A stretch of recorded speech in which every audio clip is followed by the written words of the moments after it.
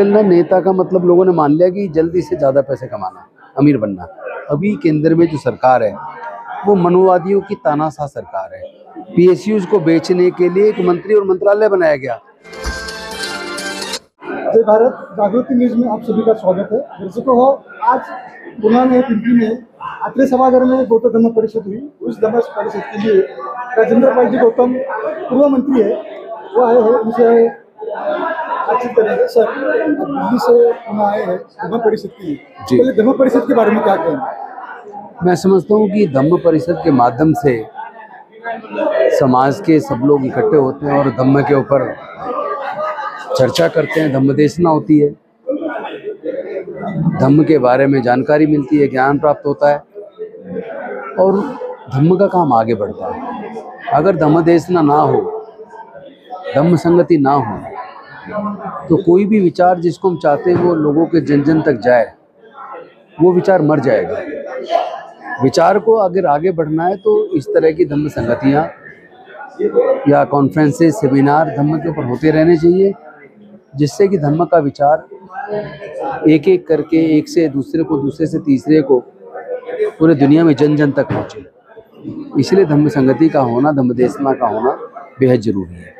आपने अभी बहुत बड़ा वक्तव्य किया था कि इस धम्म के बारे में नेताओं का जो रवैया है वो कुछ सही नहीं है। नेताओं को एक्चुअली आजकल ना नेता का मतलब लोगों ने मान लिया कि जल्दी से ज़्यादा पैसे कमाना, अमीर बनना, जबकि नेता का मतलब होता है नेतृत्व करना, समाज का नेतृत्व करना, देश का नेतृत्व करना, समाज की बात को संसद की विधानसभा के सामने रखना, समाज के मसलों को सुलझाना, समाज की आवाज़ बनना। लेकिन आज के जो पॉलिटिशियंस हैं वो समाज की आवाज़ नहीं बन रहे, वो सब सेल्फ सेंटर्ड हो गए, अपने आप तक सीमित हो गए, अपने और अपने परिवार की तरक्की तक सीमित हो गए। समाज का नुकसान हो रहा है, समाज की हकमारी हो रही है, शिक्षा महंगा करके शिक्षा छीनी जा रही है, सब कुछ प्राइवेटाइज हो रहा है तो नौकरी के रास्ते ख़त्म हो रहे हैं। तो जो जिम्मेदारी नेताओं को निभानी चाहिए थी वो उन्होंने नहीं निभाई, ये बड़ा दुर्भाग्यपूर्ण है। सर, महाबोधि विहार मुक्ति आंदोलन के बारे में जो आंदोलन चल रहा है, अभी कांग्रेस की भूमिका क्या है? देखिए, आपको याद होगा कि कांग्रेस के राष्ट्रीय अध्यक्ष खड़गे जी ने भी संसद के अंदर महाबोधि महाविहार की मुक्ति के लिए अपना पक्ष रखा था, और वर्षाताई ने भी रखा था, हंडोरे जी ने भी रखा था, मुकुल वासनिक जी ने भी रखा था।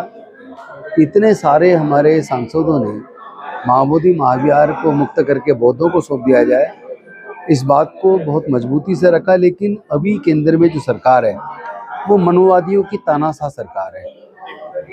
तो जब तक ये इस सरकार को हम लोग उखाड़ के नहीं फेंकेंगे, या जब तक इस पे इतना बड़ा प्रेशर समाज का नहीं बनेगा, तब तक मुझे नहीं लगता कि महाबोधि महाविहार की मुक्ति होगी। लेकिन महाबोधि महाविहार की कब इसे कम से कम घर घर तक पहुंचा है, लोगों को पता लगा कि हमारा महाबोधि महाविहार किस तरह से कब्जे में है, उसकी मुक्ति का एक आंदोलन है, तो मुद्दा तो बन ही रहा है और मुझे लगता है आज नहीं तो कल इसमें हमें सफलता मिलेगी। सर, अभी क्वेश्चन सर, अभी आपने कहा प्राइवेटाइजेशन के बारे में, लेकिन प्राइवेटाइजेशन कांग्रेस ने शुरू किया था। नहीं, आप इतिहास को जरा ढंग से पढ़ो।